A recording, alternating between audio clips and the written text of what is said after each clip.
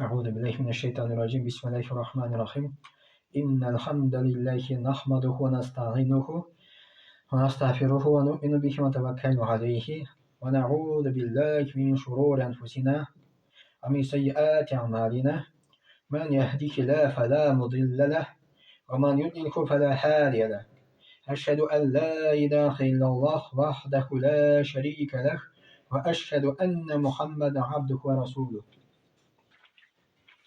يا أيها الذين آمنوا اتقوا الله حق تقاته ولا تموتن إلا وأنتم مسلمون. Allah subhanahu wa ta'ala ayta: "Ey iymon keltirgan bandalar, Allohdan haqiqiy qo'rquv bilan qo'rqig'iz. Ular ko'rmagiz, ular ko'rigiz, Allohga bo'ysungan holindagina. Ya ayyuhan nasu taqu robbakum allazi xalaqakum min nafsin wahida." Ey kishilar, Alloh tilayta Robbingizdan qo'rqig'iz, qaysi sizni deyib bir kishidan bar qildi deydi. Va xalaqa minha zawjaha. Ham shu kishidan xotin qizni bar qildi deydi. Va ba'atha minkum rijalan kathiran va nisaa. Ham shu ikki kishidan dunyoga ko'paytib kishilarni ham xotin qizlarni dunyoga shashdi deydi. Fattaqulloh, Allohdan qo'rqiz, allazi tasaaluna bihi val arham. Ham tug'anliq jiplarining izidan saqlanig'iz deydi. Innalloha kana alaykum raqiba. Desakda Alloh da sizni kontrolda tutishi bo'ldi. Ya ayyuhallazina amanu taqulloh. Ey iymon keltirgan bandalar, Allohdan qo'rqig'iz va qulu qawlan sadida. Ham durust so'zlarni siylagiz deydi. Bismillahirrohmanirrohim. Vassalatu vassalamu ala rasulillah va ala ajmain. Assalomu alaykum va rahmatullohi va barakatuh. Mening bu kunda silasi kela qiyomat kuni turunda u endi bizning kelajagimiz. Men uni sizlarga teshindi. Mendigina Alloh taolo Qur'onda qo'rqinish xabarlar keltirmay bizga. Nida qo'rqinish bo'lmasin, biz onun turunda bilarga tish. U haqiqat, u haq, onun qo'shib bo'lmaydi. Nechik o'lim haq, onu butun kishi bilan iymonli kishida, iymonsiz kishida o'limga ishona. Butun kishi o'ylashinki, u ko'zi bilan ko'ra. Ana o'lgandan so'ng bizni Alloh ta'tirida bilan menga o'sha ishonu avroq. Menga o'shani avroq. Bir ko'p kishilar, даже masjidga yurishlarda, kim onda borib qaytgan deb aytishlarda bor. Agarda kishi qiyomat kunga shiklanar ekan, u musulmon bo'lib sanalmaydi. Musulmon bo'lib sanala, u iymon keltirib, Allohga ham qiyomat kuni iymon keltirib, hamonan shiklanmaydi. Unda bir nida shak yo'q. U hech shaksiz bila oni shona to'g'ri qiyomat kuni bo'lajak, o'lgandan so'ng bizni Alloh bilan tiriltashak. O'lgandan so'ng biz Alloh qo'shini bosamiz, ham dunyoda nasashadik, onun uchun javob berashak biz. En birinchi surga iriluv bo'lar. Mugizga iruv. Ya'ni Alloh taolo bir farishtani bar qildi, uni ismi Israfil. Qiyomat kuni yetkash, Allohning amri bilan Israfil farishtaga surga irashak. Ya'ni mugizga irashak. Birinchi topqir irgash, nega sur ol, nega mugiz ol, biz uni bilmaymiz. Ya'ni mana mugizlarni ko'rganimiz bor dunyoda endi. O'zi bizning tega sirlarimiz da bor, buzovlarimiz da bor, o'gizlarimiz da bor, onun o'gizi bor, onun mugizi bor. Ammo Israfil nega mugizga irashak, biz uni bilmaymiz, bizdan yashirilgan. U surga irgash birinchi topqir butun narsa vafot bo'lar, o'lir deb keladi. Ikkinchi martaba irgash butun joniyalari qiyomat kunida Alloh qo'shini bosib, qiyomat kunida Alloh qo'shini shag'ar degan. Hatto hayvonlar da shag'ar. Kishilar da shag'ar, hayvonlar da shag'ar, butun shag'ar qiyomat kunida Alloh qo'shini bosamiz. Ham shu qiyomat kuni bo'lajak yer yuzida. Ana kishilar, jinlar, hayvonlar o'ngga, so'lga otalarlar degan shu kunda. Allah da Qur'onda aytadi: "Yawma tarawnaha tadhalu kullu murdi'atin amma ardat wa tada'u kullu dhati hamlin hamlaha wa tara an-nasa sukara ma hum bisukara walakinna adhaballahi shadid." Allah da aytadi, ul kunni har emizuvchi xotinning emiza turgan bolasin unutun. Ham har yukli xotinni yegin vahitsiz tushiruvin ko'rarsin. Карас, менә кыямәт көне авыр көне була икән. Ул көнне һәр имезүче хатын имезә торган баласын онытыр. Бу дөньяда имезә торган хатын үзенең баласын онытмый. Ул аңар бик кыйммәтле әйбер, кыямәт көне онытыр. Андагы йөкле хатынның йөген вакытсыз төшерүен күрерсең ди. Бу кыямәт көнендә. Ул көндә кешеләрне исерек хәлдә күрерсең, тик алар хәмер эчеп исермәгән. Ләкин Аллаһы Тәгаләнең газабы каты дигән. Шул Аллаһның каты газабыннан исергәннәр дип кыямәт көндә килә. Бу 22-нче сүрә 2-нче аят. Бу Аллаһ Коръәндә безгә әйтә. Флан кеше әйтте түгел, флан абыста әйтте түгел, флан мола әйтте түгел. Коръән Аллаһ Тәгалә безгә әйтә. Кыямәт көне һич шиксез булачак ди. 22-нче сүрә 2-нче аят. ونفخ في الصور فصعق من في السماوات ومن في الأرض إلا من شاء الله. Андары сөргә өрелер дип килә. Сөргә өрелер. ونفخ في الصور من في السماوات ومن في الأرض إلا من شاء. Бөтен җан ияләре үлер. Иллә дә мәгәр кемне Аллаһ теләр калдырырга исән, ул гына исән калыр дип килә. Монда кем исән калыр? Ягъни сүргә өрелгәч, бөтен нәрсә үлеп бетәр. Иллә дә мәгәр монда әйтәләр кем исән калыр? Җибраил фәрештә калыр исән, Микаил фәрештә кала исән, Исрафил фәрештә кала исән. Шушы өч фәрештә. Калганнар бөтенсе үлеп бетәр дип килә. Аннары Аллаһ Тәгалә әмер итәр Исрафил фәрештәгә шушы ике фәрештәнең дә җанын алырга. Исрафил фәрештә Җибраил фәрештәнең җанын алыр, Микаил фәрештәнең җанын алыр. Һәм үлем фәрештәгенә калыр. Аллаһ Тәгалә кала һәм үлем фәрештәсе.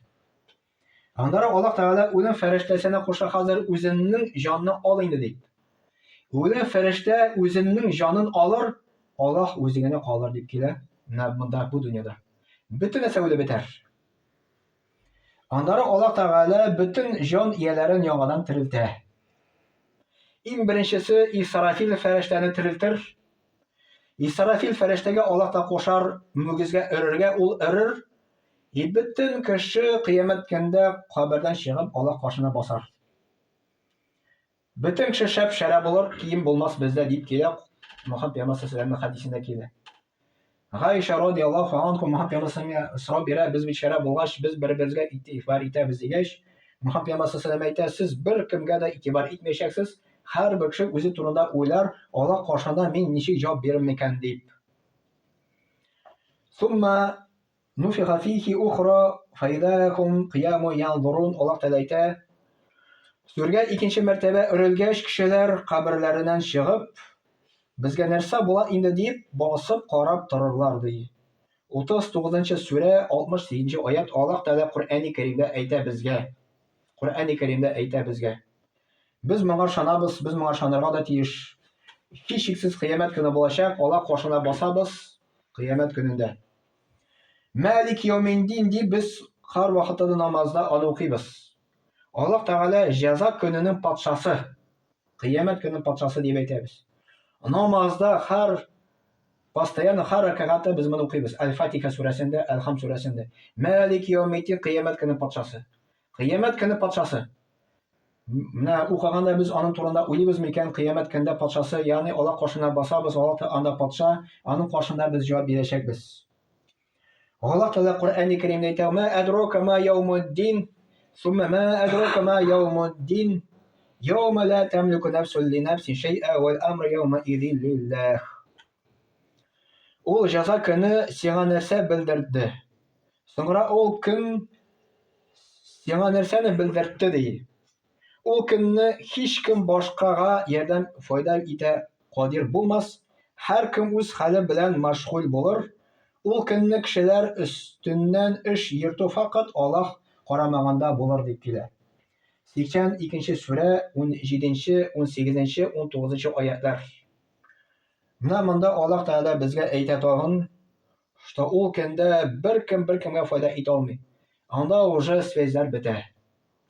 Бу дөньяда мәсәлән, син бер нәрсә эшләдең икән, Сине төрмәгә утырталар, әгәр дә синең связьләр бар икән, акчаң бар икән, син төрмәгә утырмаска мөмкин, чыгарга мөмкин, чөнки связьләрең бар, акчаң бар синең. Сиңа кемдер ярдәм итә ала бу дөньяда. Мәсәлән, бай кешеләр, министрлар буламы, бик дәрәҗәле кешеләр буламы, берәр нинди җинаять эшләсә, аңар бер нәрсә булмый. Чөнки аларның связьләре бар, моңар акча бирә, тегенә акча бирә. Әмма кыямәт көндә андый связьлар булмаячак дип килә. Патшамы син, министрмы син, гади кешеме син, кабергә кердең, син гади кеше, все. Синең патшалыгың югалды, синең патшалыгың бу дөньяда калды. Министрлыгың югалды, байлыгың югалды, все, теге дөнья китеп барды, син гади гына кеше. Син анда патша да түгел, син анда беркем дә түгел, все. Киттем, бардым, все, Аллах каршында гына җавап бирәсе була. Патша аның җаваплылыгы күбрәк, бай кешенең җаваплылыгы күбрәк Аллах каршында, мескен кешегә караганда. Андар Аллах Тәгалә әйтә: "Вавади'ал китаба фатарал муҗримина мушфикин мимма фиһи ва якулуна я вайлатана ма ли хадал китаб ла югадиру сагирatan ва ла кабирatan илля ахсаха ва ваджаду ма амилу хадира ва ла язлиму раббука ахада." Ул көнне һәркемнең гамәл дәфтәре алдына куелыр. Гамәл дәфтәре, ягъни уң якка безнең изгелекләрне язалар, сол якка безнең гөнаһларны язалар. Ике фәрештә безгә куйган Аллаһ Тәгалә Коръәндә безгә аның турында хәбәр итә. Ничек инде менә бу дөньяда Аллаһ Тәгалә кешене җибәрде, и ул берничексә җаваплысыз кала. Юк, не может такого быть. Аллаһ каршына барга җавап бирәчәк. Аны бу дөньяга видеокамера язып бара, бу якка видеокамера яза. Ягъни ул безнең телдә әйтмешли, монда фәрештә язып бара, монда фәрештә яза. Бөтенесен язалар. Тел белән сүгендең икән, язып куйды. Барка китми, Аллаһ каршында җавап бирәсе була. Мәсәлән, бисмиллахны әйттең икән, ул якка яза, сүгендең икән, сул якка яза. Кешегә зыян китердең икән, сул якка яза. Бер кая китми, бөтенесе язып баралар. Ул көнне һәркемнең гамәл дәфтәре алдына куелыр. Һәм син гөнаһлыларны дәфтәрләрендәге язылган язулардан куркып, безгә ни үкенеч, ни булды бу дәфтәргә? Гөнаһларыбызның зурысы да, кечесе дә калмаган, барысын да язылган дип әйтүләрен күрерсең. Кылган эшләренең җәзасын хәзер итеп табарлар, Раббың һич кемгә зулым итмәс. 18-нче сүрә, 49-нчы аят. Кадерле җәмәгать, нәрсә әйтәсе килә, иң беренче үземә насихат әйтәм, аннары сезгә насихат әйтәм. Бу Коръән аятлар иң беренче безгә тәэсир итәргә тиеш. Без инде уйлыйбыз, менә теге җомга йөрми, тегесе эчеп йөри, тегесе тәмәке тор, тегесе сүгенә, без аларны бик тиз күрәбез. Но җәмәгать, без алар өчен җавап бирмибез. Без үзебез өчен җавап бирәбез. Как бер вакыт сөйләгән, мәсәлән, бер патша намазга басты дигәч, аның гөнаһлары күп, ул басарга тиеш инде күптән дип әйтәләр. Ну, син бит патша өчен җавап бирмисең, син үзең җавап бирәсең. Иң беренче үзең турында уйла. Үзең турында уйла, ничек Аллаһ каршында җавап бирәсең дип. Патша турында уйлама, да, аларның бәлки гөнаһлары күптер, но син патша өчен җавап бирмисең, син үзең җавап бирәсең Аллаһ каршында. Шуның өчен үзебезнең турында уйларга кирәк, җавап ничек без Аллаһ каршында бирүбез микән? Иң беренче җавап бирәчәкбез без намаз. Аятларда килә, хадисләрдә килә, Мөхәммәд пәйгамбәрнең хадисендә килә. Кыямәт көндә Аллаһ каршына баскач, иң беренче Аллаһ сора, 5 вакыт намаз укыдыңмы дигән. Кемдер теге мелочный сораулар бирә, мәсәлән. Теге, мәсәлән, зиратта моны утыртырга ярыймы, моны утыртырга ярамыймы? Әллә нинди сораулар бирә. Сорау бирмиләр ничәдер. Булай намазны ничек укырга, намазга ничек басарга. Менә нәрсә турында уйларга кирәк кешегә. Намаз турында. Әҗин шүп-шар теге сораулар бирәләр. Беренче намаз турында сора. Беренче Аллаһ каршында намазны син җавап бирәсең. Поэтому Аллаһ каршында без җавап бирәбез иң беренче намаз турында. Иң беренче үземне, аннары сезне чакыра намазга, 5 вакыт намазга басарга. 5 вакыт намаз үз вакытында дип килә. Анда килми бөтен намазларны җыеп укырга ярый дип. Коръәндә аят килә, һәр намаз үз вакытында. Илә намазның вакыты икендегә хәтле. Шушы промежутокта любой вакытта укый аласың. Икендедән соң укыдың икән, соң калдың. Алла сакласын. Икенденең намазның вакыты акшамга хәтле, шул промежутокта укыйсың. Кеше главный курыкмый намаз буенча. Намаз буенча куркарга кирәк. Намазны вакытына үтәргә кирәк. Аллаһ каршында хакың бар синең. Аллаһ каршында синең хакың бар. Аллаһ сиңа күзне бирде, колакны бирде, аяклар бирде. Ул сиңа аны бушка бирде. Кемдер әйтә, мәсәлән, мин аны намазларны, мәсәлән, җыеп барам ди. Но сиңа Аллаһ Тәгалә шушы намаз арасында күпме нимәт бирә. Шушы нимәт биргән өчен Аллаһ каршында күпме аны бәясе микән?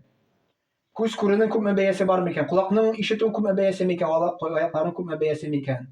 Безгә Аллаһ Тәгалә шушы нимәтләрне бушка бирде. Кушты намаз укырга инде. Шушы нимәтләргә рәхмәт йөзеннән кушты намаз укырга. 5 кенә тапкыр мине искә төшерде. Пожалуйста, сиңа любой нәрсә белән куллан дип хәләл әйберләр белән инде. Безнең намаз укырга вакытыбыз юк дип әйтәбез. Ни сәбәпле шулай? Чөнки Аллаһ турында белмибез, кыямәт көненә ышанмыйбыз. Аллаһ турында беренче белергә кирәк. Аллаһ та безгә күпме нимәтләр бирде. Күпме нимәтләр биреп тора һәр вакытта да. Күпме Аллаһ Тәгалә безнең күпме зыяннарны саклый. Менә кометалар күпме шәрри безгә, кометалар безгә шып килми. Менә без рәхмәтле буларак тиеш Аллаһ Тәгаләгә шушы нимәтләр өчен рәхмәт әйтәбез без намаз белән инде. Субханак ва бихамдик, ашһаду ан ла илаха илля анта, астагфирука ва атубу илейк. Вассаляму алейкум.